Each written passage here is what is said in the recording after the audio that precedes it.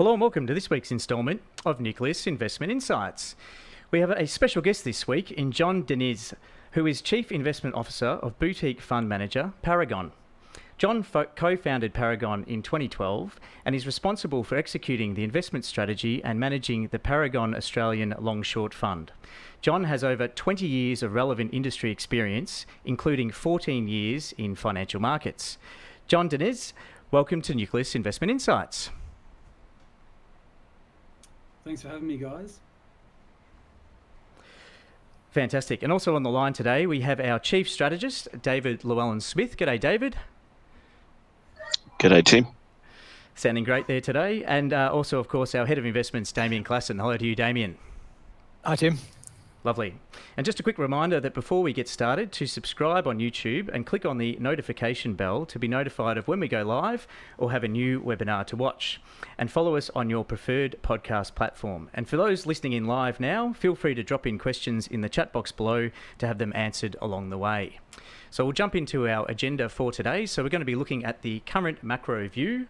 We're going to be rolling across into some thoughts about gold, looking at some companies to buy and short going forward, and then finishing off, as always, with our investment outlook and how these themes are integrated every day in the portfolios at Nucleus Wealth and the MB Fund. So I might just start by handing over to John, just a little bit of background for our listeners today. John, if you would mind, about yourself and your thoughts on the market at the moment. Yeah, thanks, guys. I started out as a mechanical engineer. I did that for nearly 10 years, working for firms like CSL here in Australia, Jacobs, AMEC in Europe, basically designing and building biopharmaceutical facilities in Australia and mainly Europe, before moving into the financial markets. When I did, I initially started on the sell side with a couple of sell side research firms, predominantly working as an industrial analyst, before being approached by my last fund, I-Management, in December 2008, near the depths of the GFC. Worked there co-managing a global resources hedge fund, where we had 4 really strong years, namely from the Australian long-short book, and then used that track record to launch Paragon, and we turned just 7 years old a couple of months ago. Fantastic. All right, excellent. I'll hand over to Damien to get the ball rolling. Yeah, sure. Yeah, so look, I guess we wanted to have John on the podcast because it's always good to hear from other investors and how they're seeing the market.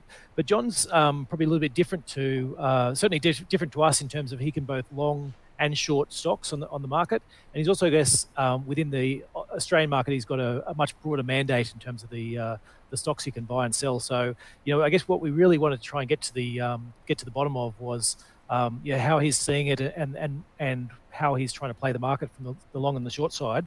But it probably, I think, given there's going to be a decent focus also on gold, I think in this one to preempt John, I think it's probably better if we start at the macro side and I guess, John, if you want to sort of give your views on how you're seeing the macro side, in terms of the response we've seen from the central banks to the COVID crisis and what that's doing. I guess how you see this playing out.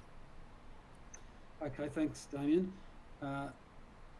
We view the response that we've seen by central banks around the world as basically the Fed's going all in. Unprecedented shock to markets, as we all know, and we've seen unprecedented responses led really by the US Fed to basically try and curtail or offset the economic fallout of COVID-19. And if you look at what's been announced, initiated in the last 2 or 3 weeks, it's really amazing proportions. So I'll start with the unprecedented monetary response. Of course, we all know the Fed cut rates to zero quickly. They've since initiated almost 4 trillion of QE4, call it unlimited QE, and of course only last week there was another almost 2 trillion of stimulus. Add to that fiscal stimulus already past US 2 trillion. fiscal stimulus bill that was 10% of GDP and double what was announced, call it at the same time during the GFC, and talk of another trillion bill in progress. As we know, China, Europe, Japanese central banks, they've all initiated similar massive fiscal and monetary stimulus. And so, we've somewhat seen this playbook before, if you think about the response coming out of the GFC, but not to this scale. And if we go back to the US, they've got to pay. How are they going to pay for this? Well, the level of response will have to mean ballooning twin deficits, both government and trade. And so, we've already got 7% of GDP, likely heading to 12%, and levels that we saw, call it 2011 when gold peaked. And so, coupled with many other fundamental drivers, negative rates, bond rates, negative bond rates around the world, effectively we see an amazing set of catalysts for a major gold bull market. And it's already been underway, of course, as we know. Gold is up almost 50% in the last 12, 18 months. And of course it had a sell-off with all safe haven sectors over the last 4 or 5 weeks, but it's since resumed its uptrend with the US dollar sort of rolling over and real rates going negative again and getting very negative. And so we just think it's one of these don't fight the Fed, and almost the perfect storm for a major gold bull move. Can I ask you, John, maybe to explain what you see as the fundamental drivers of the gold price, and perhaps then tip into how that dovetails with the crisis? Sure. So it's an interesting asset class, commodity. You get polar opposite views, as I'm sure you all know. But it's there's many drivers for gold. You get inflation is the classic, call it of prior cycles, but it's also market chaos. But particularly now, we're seeing what the drivers are, and they are. We've been through this playbook before. We saw them through the GFC, and really it's a safe haven asset. And so, like the GFC, you saw it doing well as economic growth was being questioned, as bond rates fell, as cash rates were cut to zero. These are all major drivers for the gold price. And when you get the resumption of, when you get negative real rates, which we're seeing now in the US and of course across the globe, you've really got all the drivers in place for gold to flourish. And we saw this, of course, through the GFC. Gold was in a major gold move which started in 2003, but it took a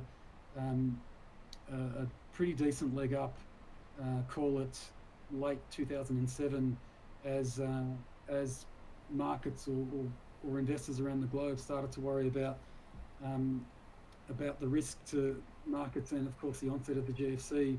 It was only upset. It had a cyclical downturn through, call it July 2008 to late November 2008, before, of course, resuming its uptrend, with all the same drivers in place as to what we're seeing right now. And so there's many drivers for gold, and you can debate which are more relevant. But the beauty for what we see in terms of the outlook for gold anyway, and gold equities, is really all the drivers bar inflation, which we don't really have yet, but we can talk about whether we see it coming. But bar inflation, you almost have every other driver in place, and it's no coincidence that ballooning twin deficits in the US coming out of the GFC, and of course when it peaked in 2011, highly correlated to that, call it strongest move in the gold price of that gold bull run, where gold tripled. And so If you had to pin me down for what will be the big ones, it'll be twin deficits, it'll be negative real rates, and sustained periods of zero cash rates. And so when you don't have a return in bonds and cash or in the bank, gold suddenly has much more utility and will bring in the generalists. And so we're very constructive, if not excited about the opportunity ahead for the next year or two. And so, as an inflation hedge, John, so do you want? Let's talk through that. So, I guess we're not seeing any inflation, and sorry, I guess there's inflation in certain areas. I guess we can see, but our view is that any inflation is going to be swamped by just demand destruction.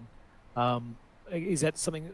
I guess, are you seeing something similar, or do you think are you seeing inflation as an issue for the next year or two? I'm not.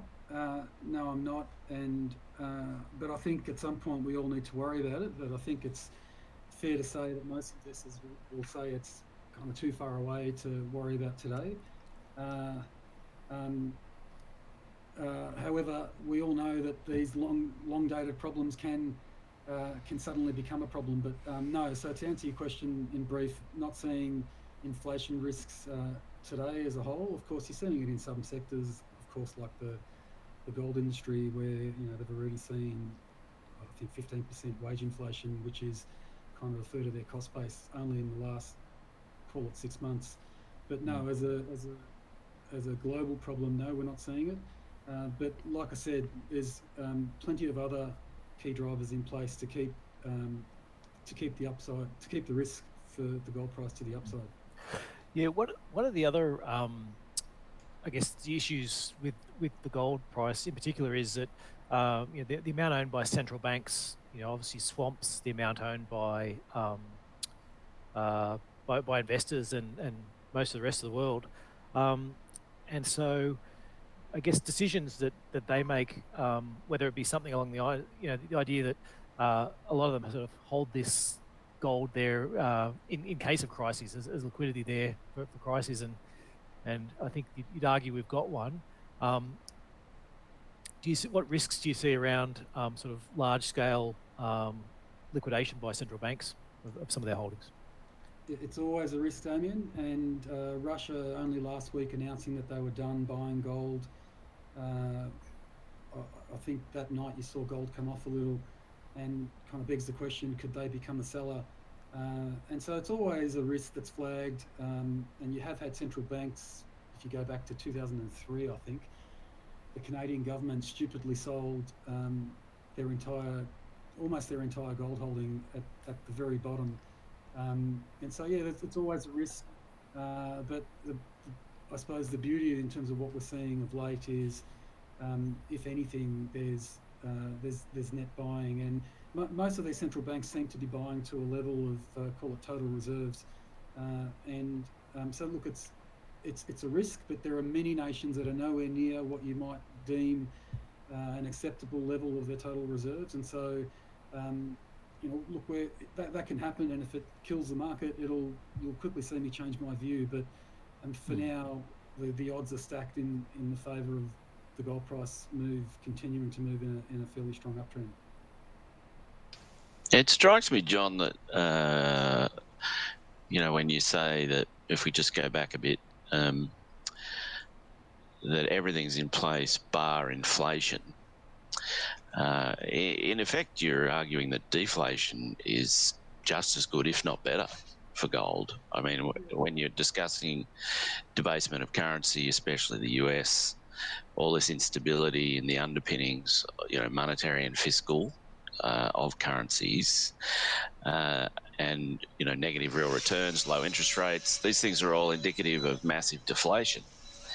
And so it just strikes me that the bull case for gold is at least as good as if we're in an inflationary environment, and probably better. Indeed. You'll hear many people say that gold does well, and the list is basically everything, including the kitchen sink, and many gold bugs, which I'm not will make that statement that gold does well in inflation, deflation, basically market chaos. The only time it doesn't do well is like what we saw in the prior month, where you have essentially mass liquidation. Anything that's able to be liquidated to be sold, like gold was with the Japanese yen, the Swiss franc, utilities, for that, call it acute phase. But yes, indeed, you have seen gold do well in periods of market chaos until the chaos almost becomes disorderly.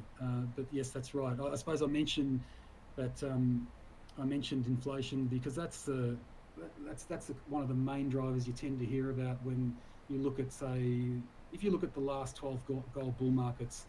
I'm sure you've seen charts of the percentage moves, and if you look at some of those periods, the classic sort of illustration of the type of gold move you can see is sometimes quickly pointed to mass periods of inflation. But let's just go back to the GFC, and if you look at the GFC, of course, coming out of it, we never really had the mass inflation that investors worried about worried about with the introduction of QE 1, 2 and 3. We never saw inflation. Of course, the Feds were always fighting deflation, yet gold did superbly. It tripled from November 2008 to end of first quarter 2011. And that's the one I'm really comparing it to. It's a recent cycle that many more would be familiar with than, say, the other 10 prior cycles. And in those cycles, you saw, what I point to as the main drivers: cash rates quickly cut to zero, real rates going from fairly positive to very negative, equity markets being under pressure, and of course more and more QE. Can I ask what you see gold's relationship is to the US dollar, and also therein, I guess, a broader question about its relationship, to reserve currencies in general, and maybe even it's, whether your view is it's a currency or a commodity? I'll start with the last question first. I view it as a currency, absolutely, but it does obviously have periods where it trades like a pure commodity. But going back to the first part of your question, obviously it's denominated in US dollars, and so we've all looked at prior gold cycles, and there are periods where, typically gold will struggle when you get a strengthening USD, whereas if you look at this current cycle, stripping out, of course, the 15% swing you saw in the last 4 or 5 weeks, of course gold's back at new highs in US dollar terms and Aussie dollar terms. It's been going from strength to strength and breaking all-time highs the whole time, but it's not unprecedented. You have seen periods like this where the US dollar gold price has done well in a rising US dollar environment, which might point to what investors saw coming. And so it's a bit early to call, but the US dollar has turned. Has it rolled over, and are we at the start of a down cycle because of ballooning Fed balance sheets and the current, call it, ballooning of debt to GDP that you're seeing across the major nations across the world, or not? It's a bit hard to call. Like I said, the US dollar is only just starting to turn, but it's a very good sign to see gold doing what it has been doing prior to the US turning down in the last month. And then just to round out with, I think, your third question, its relationship to reserves for nations. That's that's almost going beyond me. I can give you my opinion, but really it's my 20 cents worth, and it's probably not as I'm not that proficient answering that question. I'll admit that, but look, I just think we're going into central banks around the world are trying to prop up the system, and they're funding this with debt, and you've got to question the validity of every central bank and their currency that are doing this. Of course, the US are lucky that that they hold the reserve currency, but at some point it'll have to become a problem. I mean, you can't have the US Fed take their balance sheet from a trillion pre-GFC to what looks like 8 trillion sometime this year, and for that trend to continue without concerns around the currency at some point. And so, as I said at the start, I think gold is indeed a currency, and where it goes from here is anybody's guess. But I have no doubt that we're going to see all-time highs. So, actually, John, Can I just ask one more question there, Damo? Yeah, sure. Go ahead. It's fine. No, I'm flipping to something different. All right. Well, I mean, I was just going to lead John a little bit towards what he's doing with this view, and you mentioned, John, how powerful the bull market's been in AUD gold, which has been really striking. But equally striking has been the underperformance of the Aussie gold miners. Have you got an explanation for why that is? Look, I've got my view, of course. Views differ here. I think you hear that view, not just the Aussie gold miners, but you were hearing that about the GDX and the GDXJ, the main gold ETFs trading in the US, and you hear that come up in debates a lot. But for one, of course, I try and form my own view as to why that's happening, but we don't effectively throw darts at gold names. We're stock pickers. I should have said from the outset, Paragon's a Aussie equities long-short fund. We focus in resources and industrials, and when we pick a thematic that we think's going to do really well with a long tailwind behind it, we're very much bottom-up stock pickers. And then so with this constructive view on gold, we're not buying the ETFs ever, and we're not sort of throwing darts at the top 3 large caps. In fact, when we think the commodity is going to be stronger for longer, we'll be across the, call it, market cap spectrum. And whilst you might point to the equities or an ETF, trailing, say, the commodity, we don't have that. We've outperformed the gold indices both on the way down and coming out of this last recent sell-off, and have done so on the buy side the whole time over the last 11 years. And so it's still very much a stock pickers market. Don't assume that you can just throw darts, or yes, the ETF in periods, you can just own that, and when the weight of money comes in, you can make money doing it. But you've got to remember that these ETFs, or the sector, comprises of I think I've got 20 something producers on the ASX. I then closely follow another batch of mid caps, and then a long list of emerging names, and it's the same if you're looking at some of the ETFs across the globe.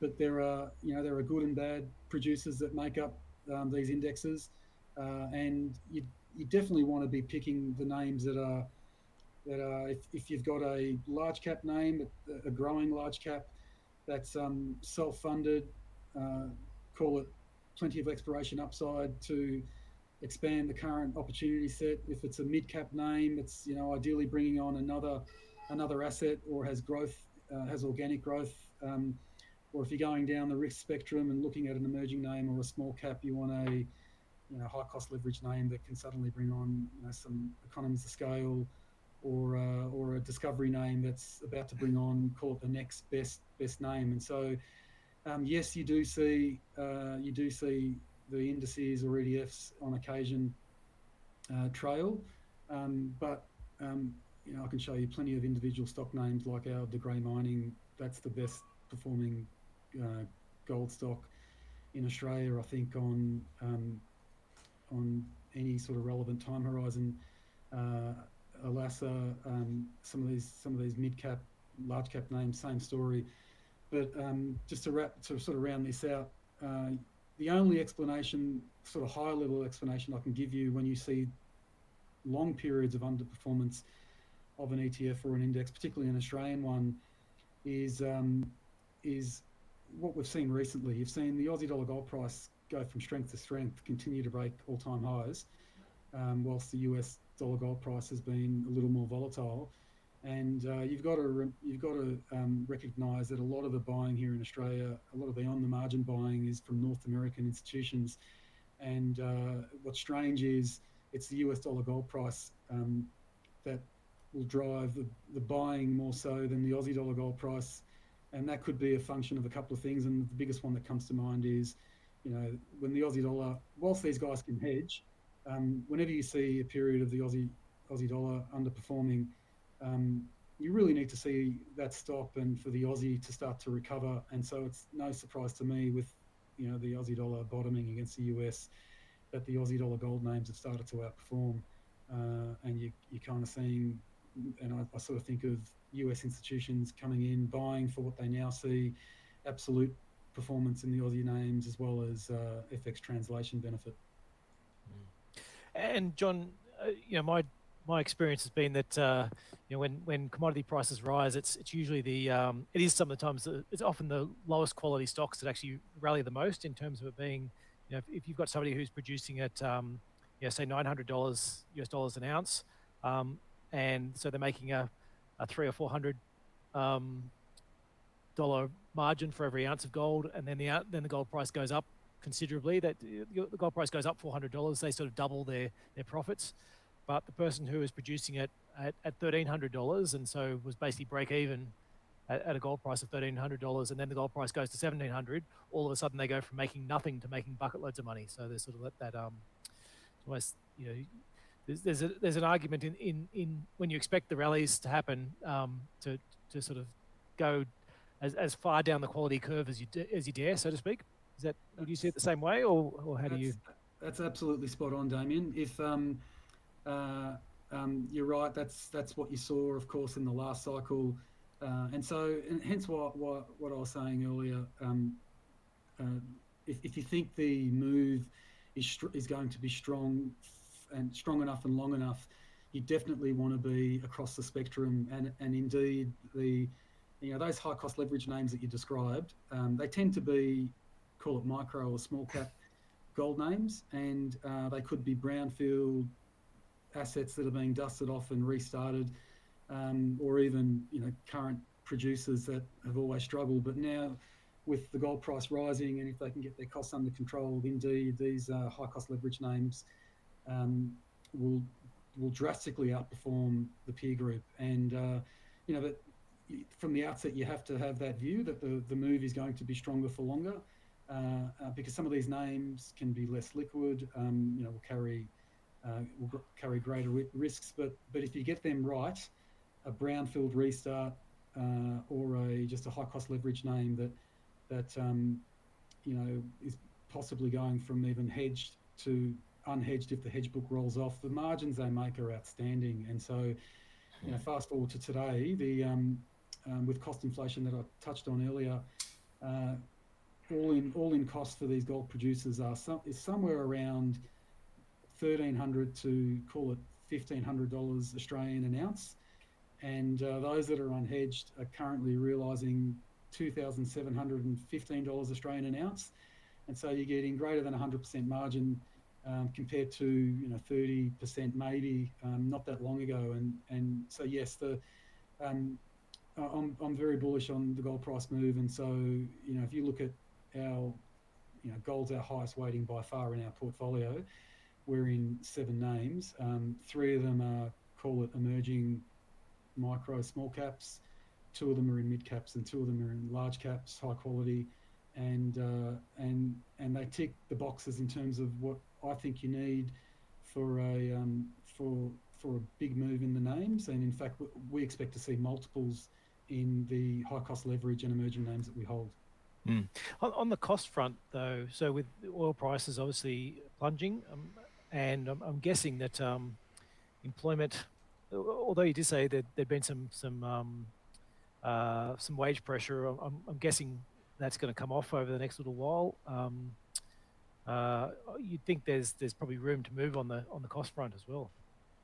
Indeed, yeah. Look, the only thing to keep, yes, I agree. The only thing we need to keep in mind is that for most of these gold operations, the cost base, it's at least a third made up of labour, and in some cases it's it's 40% or more. And oil, yes, indeed it does help, but there's a bit of a lag. There's usually a lag before you see the benefits start to roll through, and not all the operations if you look at asset level, run power gen. Of course, the remote ones do, and so if they haven't sort of forward bought a lot of their energy needs, they will see some benefit. But the few calls that I've been on in the last, call it 6 months, the theme I'm hearing, particularly over the last 5 to 6 weeks, is that there's definite wage pressure. Westgold, for example, yesterday admitted that they're already seeing 15% wage increases just this year, and so I just conservatively think that any energy saving will be offset by labour. Okay, so switching then to I guess the short side of your portfolio. So where's what are the key areas you're looking to avoid at the moment, or looking to short? So it's unusual for us, Damien. Right now we have only 2 shorts, and in fact it's up from 0. So we're a net long bias fund. Since inception, we've averaged around 70% net, and we tend to be. And actually, sorry, just for our listeners, just to put that into context, that means, so John, so you're buying, say, 130% and shorting 60%, or is that sort of, or you're buying 120 and shorting 50%? Is that? So on average, call it, we've been 100% long and 30% short. Right. Okay. For a net of 70%. That's kind of the average since inception. We have had 4 periods over the last 7 years where we've gone down to a net of 10 to 15%, and on a beta adjusted basis, we were actually net short. Unfortunately, Damien, it wasn't when you guys went to cash pre this sell-off. I wish it was, but yeah, we tend to be we're a net long bias fund, and one of the reasons for that is we're an all cap fund, and we're small caps, an area that we're very active in. And when you're taking a medium to long term view on a call it a small cap gold name that we're going to back for the next, for the medium term at least anyway, sometimes they can go through periods of being illiquid, and so we're backing them through market volatility, just like we saw in this last down cycle. So whilst we missed going to cash, and we were short, we had, call it 25%, I think over 7 or 8 names. That was our short book going into the sell-off, and we were quite long gold, and thinking of gold as a hedge, or as almost part of our short book. Of course it's not, it's our gold longs. And gold, it was working for us initially in that last bit of February, but when you saw everything being liquidated, of course it went against us.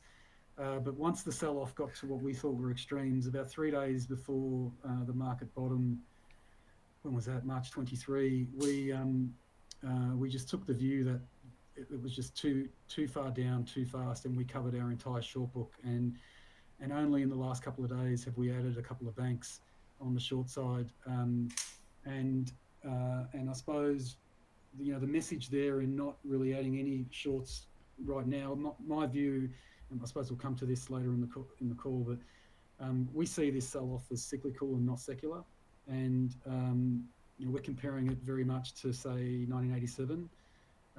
Look, we might see a retest of the lows, although there are so many people calling for it, we doubt it. And so we just think we're constructive on the outlook for markets from here, and in fact we're spending a lot more of our time on the long side and the opportunities that have been thrown up in this mass sell-off.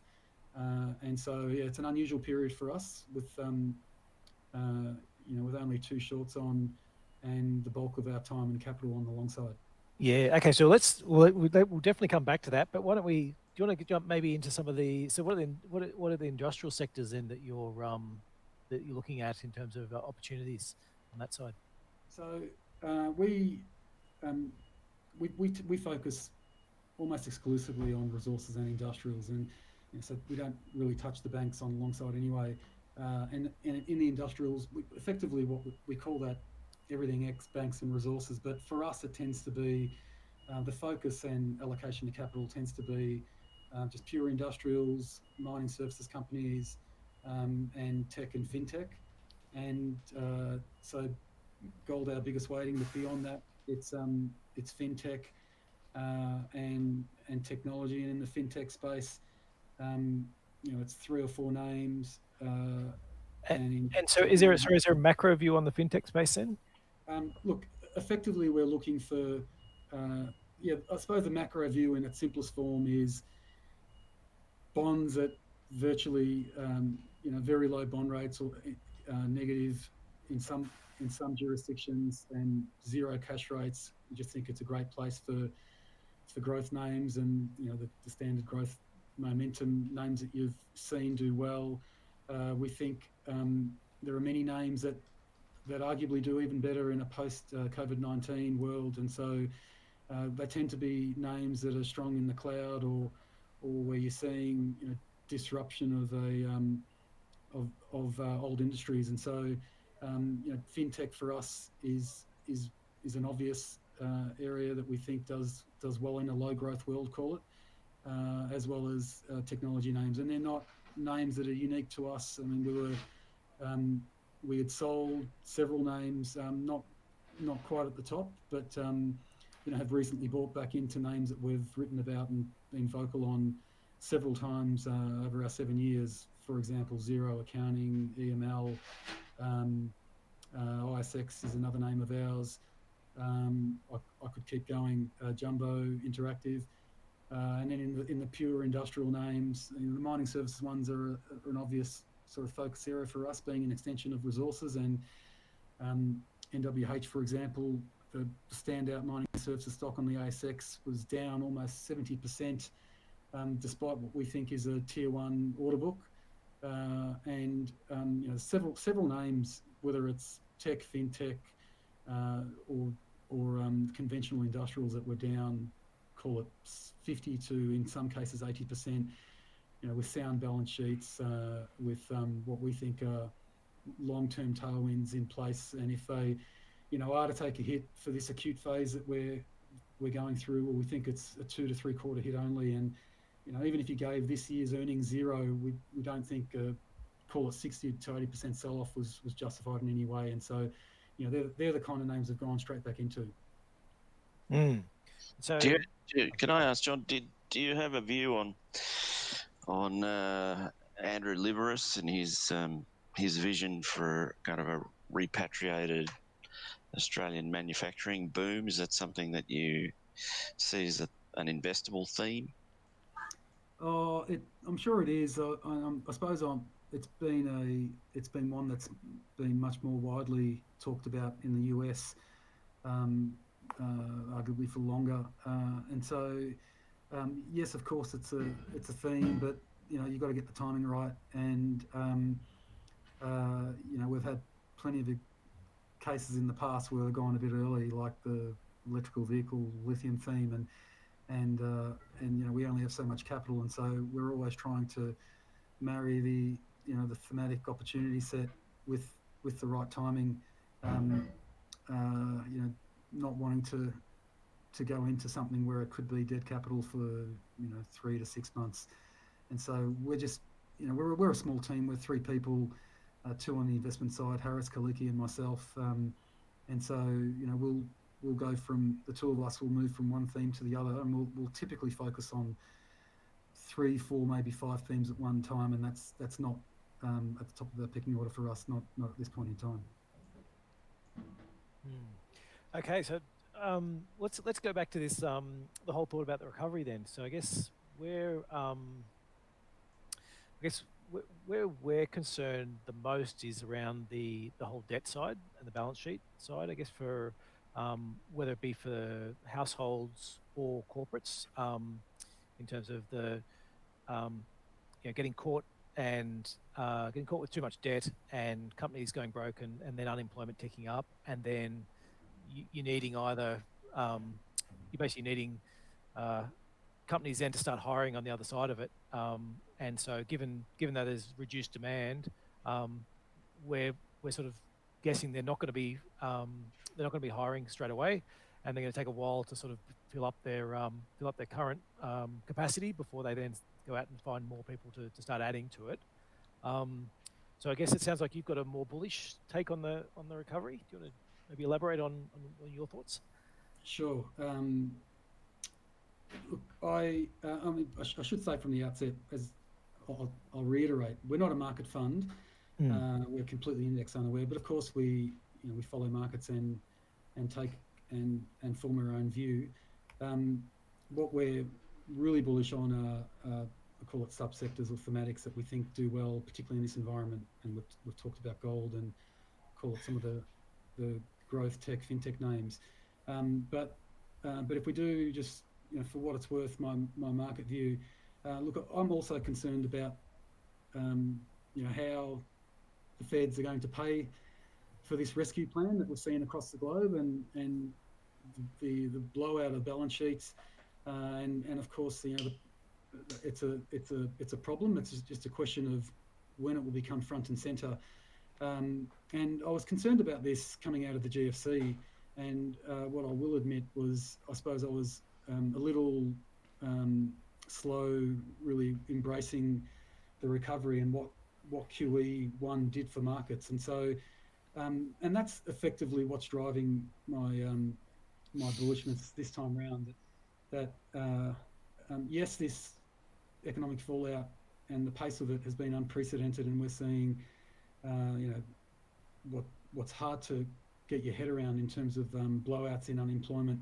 But the monetary and fiscal response, I don't think any of us can argue, have been swift, unprecedented, and enormous. And in relation, if you do it on like the fiscal stimulus anyway, the initial $2 trillion, that's 10% of GDP straight up, double what was announced in the first announcement coming out of the GFC. And there's talk of another trill. And you only have to look at what the stimulus did for markets coming out of the GFC. And so I suppose, in a really dumbed down version, we've seen this playbook before. And yes, we should worry about just the prolongedness of this of the economic fallout, and whether it's a VUL shaped recovery or indeed another depression. And we can debate all day which one we think it is. I have my own view, but I think unless capitalism really gets challenged, and that's kind of the bigger worry for me, because once again, looking after Wall Street instead of Main Street, with what you've seen announced in terms of rescue plans across the globe. But QE and zero rates, negative rates around the world, I think only continues to force people back into the equity markets where there is a yield, and that yield spread between bonds, cash rates, and bonds and cash rates around the world is just going to, for me anyway, it's only going to drive what we saw drive the last bull market. And we've got to remember that markets were actually somewhat sound before this shock, and so adding to the responses by the Feds, I suppose my view that this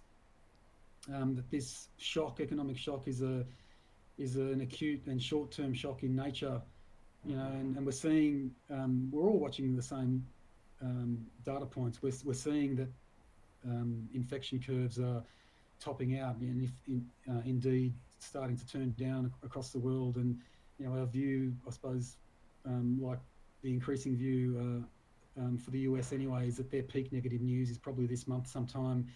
And so we're just looking at the rate of change coupled with the unprecedented responses around the world, and so we see this as a 2-quarter event.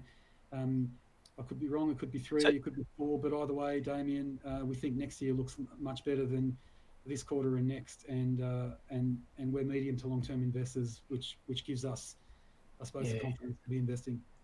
So I guess the question, the pushback I have on that is,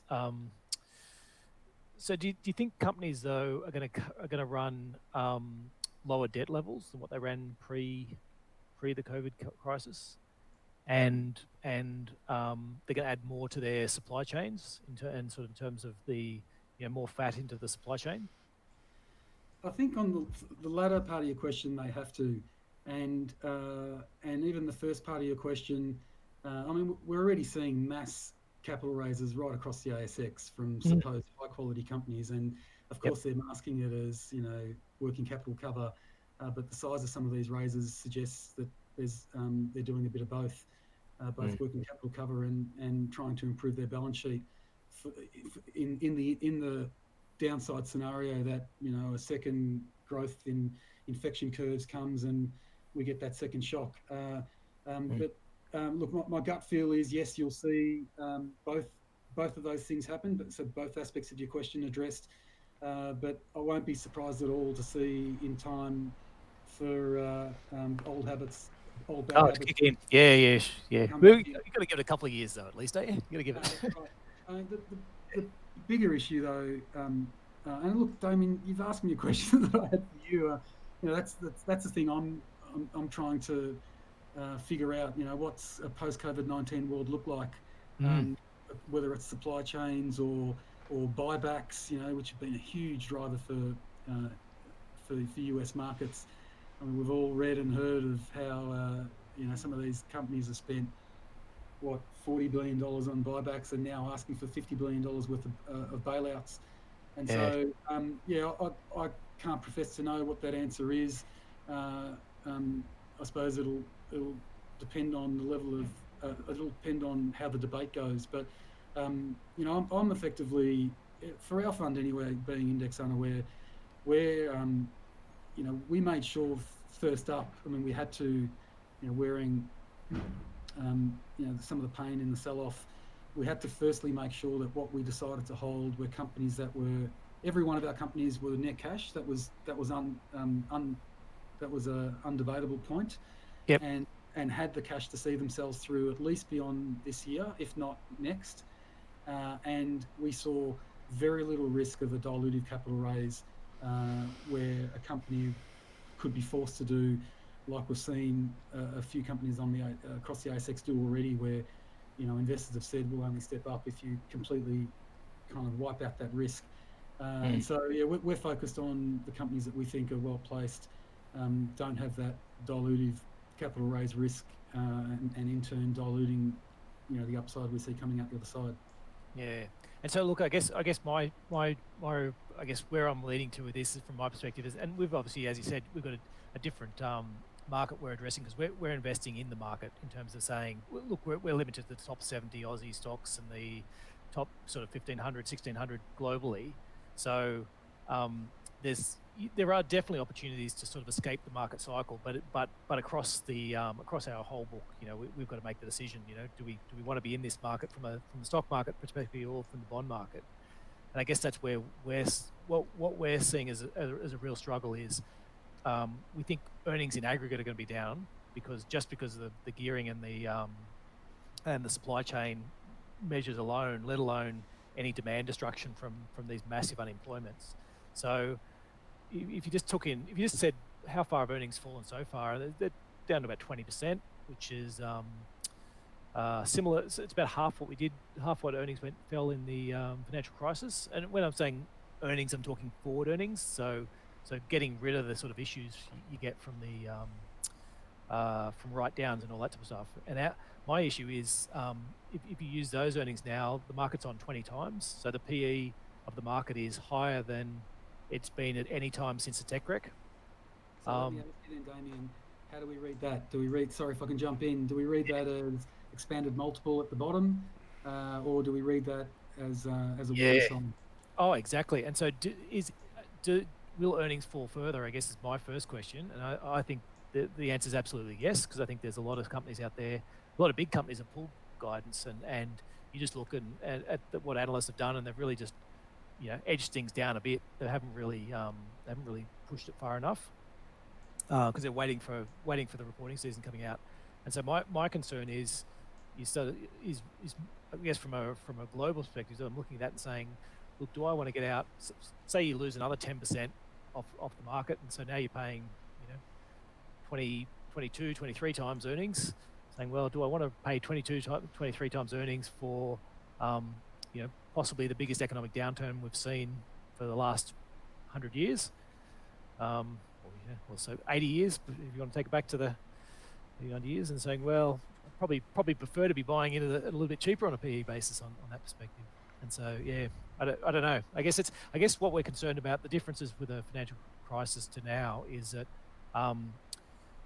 it was centered around a lot of things in terms of the mortgages that could be backed by, or could be government backed in terms of the higher quality ones. And whereas our concern this time is that even though the Fed's out buying the bonds it is out buying, it's not out buying the leveraged loan market, and there is lots of junk debt stuff out there they can't buy, and so it's more coming down to saying, if companies get rid of a third of their workforce, and they find that their productivity drops, say 10%, is that they might not want to hire that third back straight away. They might say, well, let's actually just go slowly, and your initial cuts of your workforce are usually it'll reset the employment to a lower level, and companies won't need to go back, and they'll automate a lot of stuff, and so we think the employment side's the big one for us. Is that we don't think that's going to bounce back as quickly as what you would hope. And then there's the whole virus. How long does it go for? And I guess it's there's certainly you can see reasons to be optimistic, but I guess there's you've got a long tail on that side. So there's your best possible cases. You're probably 2 or 3 months of slow economic growth, sort of 10-20% down on history before you get a recovery. But there's also a long tail to that to get second rounds, and does that turn into a 9-month 10-20% down on economic terms? Dave, have you got anything you want to toss in? I just observe that despite John's more constructive cyclical view on stocks, his allocations are actually consistent with ongoing difficulty. I mean, you're long gold and short banks, basically, right, John? So, I mean, you're positioned, not that that's an inappropriate tactical allocation for your constructive view, but it's certainly one that will do fine if the macro doesn't come good, as it were. That's spot on, David.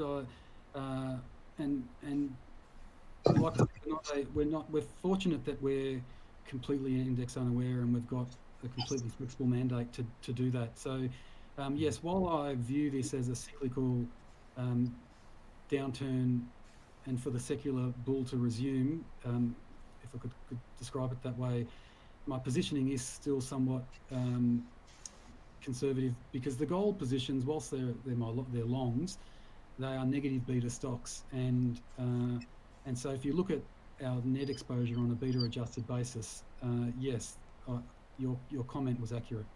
Yeah. Yeah, I guess that's where I was leading to, is if you really believe the story, you'd be in travel stocks and airlines and retailers, wouldn't you? That's fair, Damien, and why I wanted to point the question back to you, really, because I'm not there yet. I'm not there to really go after the most beaten up stocks, and to be candid, I'm not in your position of strength. You guys have completely avoided the worst sell-off in I've lost count how many years, and so you're in a position to be able to you've exited perfectly, and you can choose to re-enter at your lowest risk entry point, and so I'm obviously conscious of downside. We're having a much better month this month, but I'm not prepared yet to go into those names. I'd rather see a few, call it, data points confirm that this is cyclical. And but I suppose the question I've got for you guys, given the way you've navigated the sell-off, and really you don't need to hurry back into these absolutely beaten up sectors, is what does it take for you guys as a house to say, well, no one's going to ring the bell for us by the time it's sort of it's very obvious to re-enter. We could be paying a lot more. When do you say there's enough odds stacked in, call it, the favour of the resuming uptrend in markets and the asset classes you want to invest in, and ultimately that the market's going to look through this economic fallout as a 2 to 3 quarter event? What does it take for you guys to get there? Well, I actually want to see some companies go broke, and we're only, whatever it is, we're 2 months in, really, if you call that. So I think there's a host of these leveraged loans and other things that are sitting there ticking time bombs, and so you're either going to end up with the Fed effectively Japanifying everything in terms of saying we'll just buy everything we possibly can, which will be all the large stuff, and so you'll see, if that's the case, then what you'll see is just growth will just shrink away in that case. If you're just sitting there with these companies that are zombified and shouldn't actually survive, sort of sitting there with these massive parcels of debt, just hoping they can pay it out, and that's what we worry about. Even in some of the smaller businesses as well, is that most of those smaller businesses haven't got that same perspective in that they can't access the same lines, and the ones they do are generally in a debt format.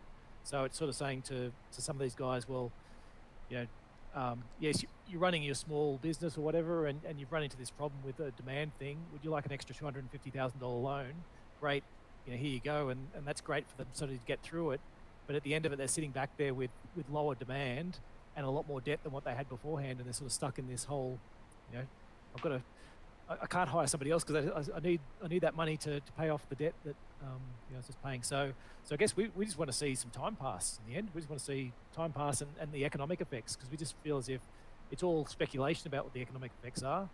And to be honest, a lot of them are, the numbers are so big in terms of the downward, we don't know what the difference between, what's the difference between a 17% unemployment rate and a 20% unemployment rate. Who knows? It's not there's not really a, the numbers start to get, and the GDP growth, if GDP growth falls 10% or if it falls 15%, what's the real economic impact on companies and people? That's the part we don't know. But what we very much suspect is that the unemployment's going to be very high, and companies are going to work out that they actually didn't need a lot of those people, and that especially if demand is going to be weak coming back because of the high unemployment, then they don't need to hire quickly. And so we it's a time-based thing, I guess, for us in terms of actually seeing the economic impacts, because we feel as if it's speculation at the moment, and because none of it's really occurred. We're about to start reporting season in the US. We'll see a bit of it, but it's as you said, it's so unknown that it's so hard to have a strong view. But if I am going to have a view, I wouldn't like to be buying at the most expensive prices we've seen on a price to earnings for the last 20 years. So yeah, mixture of price and time, I guess, is the answer. Unless David, you got any other thoughts? Oh yeah, I'd add banks to the mix. I want to see some banks in trouble. Well, I don't want to see them in trouble, but I mean, these epic numbers of collapse in all these critical macro measures, it's a tsunami of bad debt, and so we're starting to see the leading kind of indicators of it, especially in the US with the reporting season and their provisions, etc. And I just think that although it's not really the bank's fault this time around, the crisis didn't begin with them, I think it's going to end with them. And so I'd like to see how that plays out, and some considerable bank pain and considerable further bailouts, I suspect. So for me, that kind of shapes as a possible bottom. And then along with, what Damo says, time and price. Yeah. Before we let you go, John, I've got to put you on the spot. Give us your target for the gold price.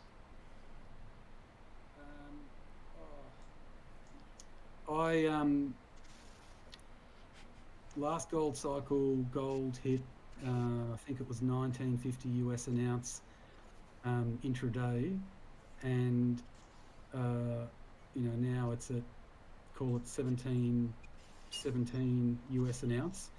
I'm assuming you're talking US dollar terms. Yeah. And so I don't think it's much of a call at all to say we're breaking all-time highs. But look, last gold cycle, call it coming out of the GFC anyway, that the gold price tripled on the back of all the leading indicators going in gold's favour. They're only stronger this time round, and so I won't be surprised at all to see gold at 3,000 an ounce US. Not at all. But the beauty is for our actual stock picks in the fund, we actually don't need a higher gold price. If we get it, it's a bonus. We're in names that have either growing production or growing resource upside. I think we've got that tailwind, of course. But yeah, if you had to push a number out of me, I'll say we're going to 3,000 US an ounce. Yeah. Well, I think you're being bloody conservative, personally. I think. Number, because you can sound like a real bug. And Yeah. I mean, I think anything's possible in this cycle. I think the bailouts are only going to get bigger from here. So I think 10K is possible. Another quick question for you guys: are you positioning your clients in the middle or the equities at all? Sorry, we're positioning for what? Sorry. If you think gold's going to those sorts of levels, is gold and all the equities part of the asset for your clients? Look, it's part of our portfolios. We're a bit limited in terms of the gold stocks we can buy. As you said, we've got we've got Barrick and Newmont and Newcrest, and maybe there's one or two others, but we're pretty limited in terms of what we can buy, and they tend to be the big stable ones. So look, we've been buying them, but as I said, it's a tough thing for us in terms of where our portfolios are quite diversified as well, and we've got limits on how much we can own. So we've got say 70 odd stocks. It's probably closer to 60 stocks in our international portfolio at the moment, and 30 in our Aussie, because we're running sort of the core safe portfolios for people where we're just sort of, this is your beta exposure plus a little bit extra, and when we're just trying to risk manage that. So it's something we'll certainly we'll include in our portfolios, but we're not going to have a huge swing at that as a theme in our portfolios, just because there's limits on our we've got risk limits, and we're much more diversified than say someone like yourself. And I don't know whether 10,000's an official part of our forecast, but we certainly see it on the realm of possibilities. But yeah. No, it's not official. It's just my blogging view. But basically, we're long where we can be, John. Right. Wonderful. Excellent. Okay, guys. Well, look, terrific chat today, and thanks very much, John, for your time, and mindful of your time. It's we've got a little bit over today, so thanks very much for indulging us. Do you mind, just before you go, just sharing with us and with our audience some ways that they can follow some of the work you're doing, and I guess what an ideal client is for you, and where your work can fit into their portfolios, mate? Sure. So paragonfunds.com.au is our website. Any interested prospective investor is welcome to get onto our email distribution. We essentially communicate once a month through our monthly performance reports. On occasion, we'll have intra-month updates, and so you just go via the website to log your details. Typical investor for us, we're a wholesale and retail fund, and so whilst the bulk of our money is in, call it the top 20, we do have quite a number of retail investors. Minimum investment is 25k, and we have daily pricing. All the information in terms of applications are on our website. Prospective investors might want to know that we are about 13% of the fund is ours, and I'm the bulk of that, and so we're aligned with our investors. Wonderful. Okay, very good. So look, on that note, we appreciate your time today, and we really look forward to getting you back on the show sometime soon, John. All the best. Pleasure, guys. Thanks for the opportunity. Cheers. Thanks, mate. Okay, very good. So we'll roll across now to our investment outlook, gents. I'll just there we go. There's the slide, and we'll kick it off with unemployment, fellas. Yeah, look, I might just I'll probably jump. I might just do quite a quick one on this one, just given we've already sort of dealt with most of those issues in the podcast. But I think the key one to watch for us is that unemployment, and looking at how we're going to how that plays out over the next little while. As we spoke about, I think time and price are very key in terms of working out where we want to buy back in. The markets have rallied, off their lows to be up sort of, I think probably is it 15-20% now, but earnings have fallen. At the same time, earnings continue to fall, and we're only just coming into the reporting season. So, as I sort of alluded with John there, we're actually looking in terms of valuations. We're back to record valuations because even though markets are down considerably from their peak, earnings are down further, and so we're at the point where we don't really like that mix, and so we're happy to just to stick with safety for the moment. The Aussie dollar came back a little bit for us. The Aussie dollar's risen, which has sort of given us a bit more opportunity to look for some safety there. So we're certainly looking in terms of that as a place to look for some returns to offset any falls we expect in the market. And then so the reporting season's kicking off in the US in about say over the next week. At the end of next week, we'll start seeing the first few of them. But really looking at what we're seeing from companies there will give us some guidelines, but we're not expecting to be making too many changes to that on the back of earnings, unless we see something incredibly surprising. Is it a case of sort of picking if there is an overreaction to some earnings, some dire earnings reports? Have we sort of got a list at the ready that we can pick them up, or not quite yet? You feel? Oh, look. We run some portfolios that are fully invested as well. So we run international portfolios that are always invested, and certainly in those ones, and within those, they then flow into our other portfolios. We are certainly looking to move around and improve the quality. There's certainly been a number of stocks where we think you're watching this reporting season for stocks that are in similar sectors, and we might own one that hasn't downgraded. And there's another one that does downgrade and the stock price gets smashed. We'll quite likely look to try and flip out of the one that hasn't downgraded into the one that has downgraded. So there's an element of that, and there is an element certainly of we've got a shopping list of stocks that are very high quality that we'd love to own, and so if we can pick those up and stick them in the bottom drawer and forget about them, we're certainly looking for opportunities to do that.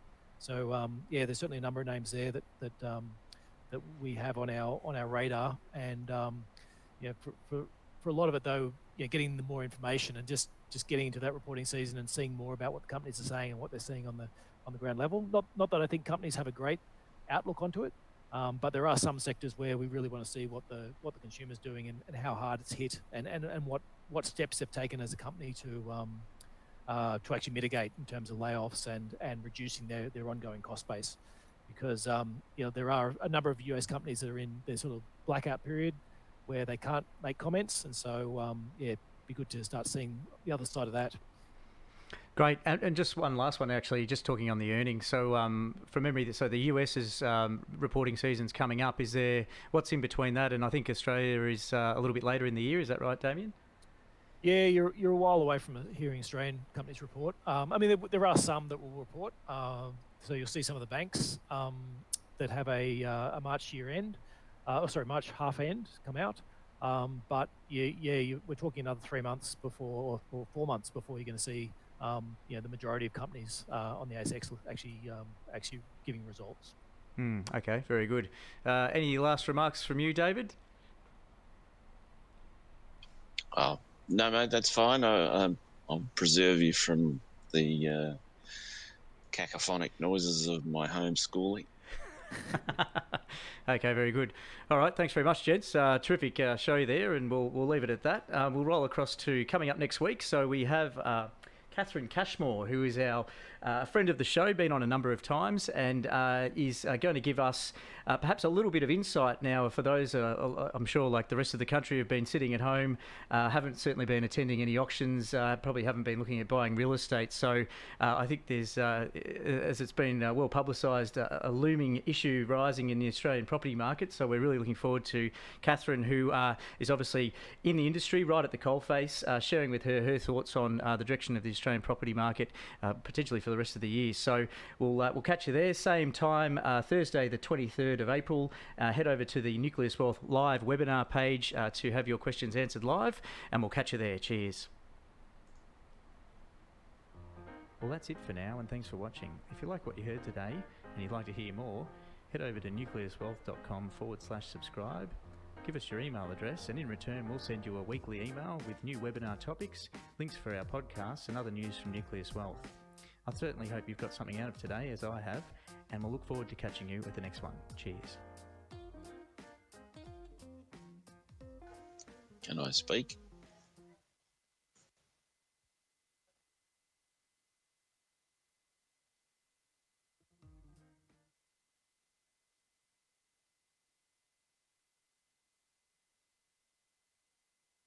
Yeah, all right.